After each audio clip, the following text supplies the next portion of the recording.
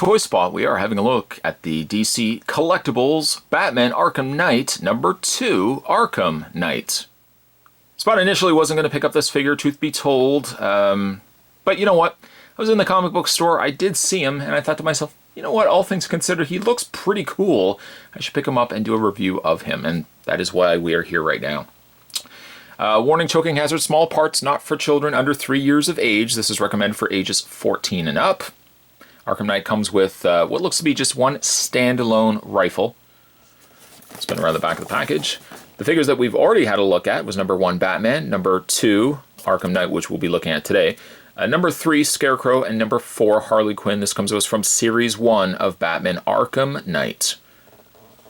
Spot's going to take a break and get this opened up, but when we come back, we're going to get a better look at the Arkham Knight. Arkham Knight. There's more heading way, guys. Don't go anywhere.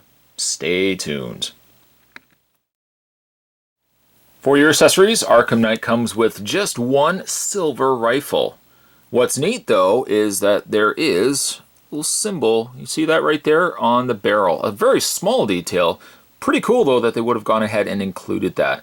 There is no movable parts on the rifle itself. The handle does not extend or anything like that. But it's pretty cool in the way it's been painted and sculpted.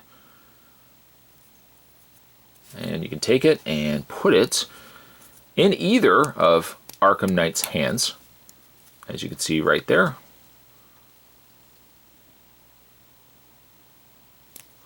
And for the sake of this, let's just take the rifle up and put it to the side. Initially, I wasn't even going to pick up this figure, as you know probably from watching my previous videos of the Arkham Knight figures. Initially, because we did not really know anything about the characters from Arkham Knight, I initially thought this was just an armor on Batman. I thought, you know what, and I even said it during the video, I'm just not interested in it. I'm just not interested in armored Batman. And a couple of you guys commented in on saying, well, it's not actually Batman. And maybe that was one of the deciding things as the reasons why I wanted to pick it up as well. Just because it wasn't armored Batman. It was just a different character. And looks really cool. I have to say, now that I have it out of packaging and it's in hand, it's a really cool figure. The face is surprisingly scary and really cool at the same time.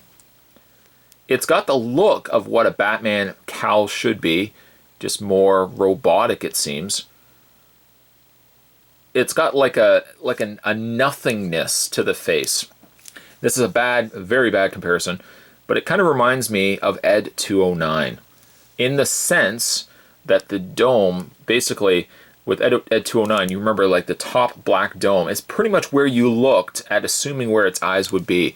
And Arkham Knight's kind of that same idea. You kind of get the idea of where the eyes and the face should be, but what you're looking at, what you're staring right at, is just nothing. It also kind of reminds me of like the domed Cobra Commander. Again, you're just looking at nothing, and that kind of can be just as scary as perhaps the face underneath.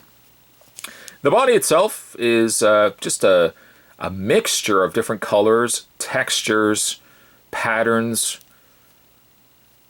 More primarily, you've got almost a grayish purple as I guess the base color of the pants here, and then the vest area. And then it's got this kind of techno style of camouflage with the red pixelated camouflage. Really, really looks cool. And then on top of that, you've got all the straps, the boots, the different armor plates, his utility belt, and the straps. And the gauntlets are a nice touch as well. The white also helps to break that up, so it's not just all one. Because even though it's different colors, when you start looking at it after a while, it does kind of just blend in with itself because there's so much similar in colors that are kind of just coming together. The white stops you for a second and just kind of breaks up the party with the white accent on the front, and then you got the white on the sides. That I like because it just kind of, again, breaks up that grayish purple color scheme that we're getting so much on this figure. I love these gauntlets though, these little armor plates that are on the sleeves there. That's really a really cool touch. But again, that's something about that face. That helmet is just really kind of creepy. I know I've said creepy in previous videos, and I seem to say that a lot, but the face does have a real creepy, like, absence of expression to it that really can be intimidating if you were to see this in real life. In the way of his articulation, well, that's where it's a little limited, because Arkham Knight, while the head can pivot down easy enough, the head unfortunately doesn't go any further than that. It can't look up, which is kind of a shame, but it does, it does move down easily enough. It does rotate easily enough on either side. When it comes to the torso does have the crunch, but it's difficult. It does have, while it's a ball joint, I shouldn't say that. It's got the crunch, but it's still got the ball joint swivel on either side. We can rotate the upper torso. The arms, probably a little more on the limited side, because as you can see, when you move the arms out, it butts against the shoulder plates. They're rubbery. Maybe not. Okay, we can move it out a little bit further. It was just more the arms were stiff than anything else. The arms rotate, well, that's about as far as they can rotate, again, because of the arms. The arms have a little more give than I expected them to have, but not when it comes to rotating them all the way around. Then you're really adding stress to that shoulder plate there.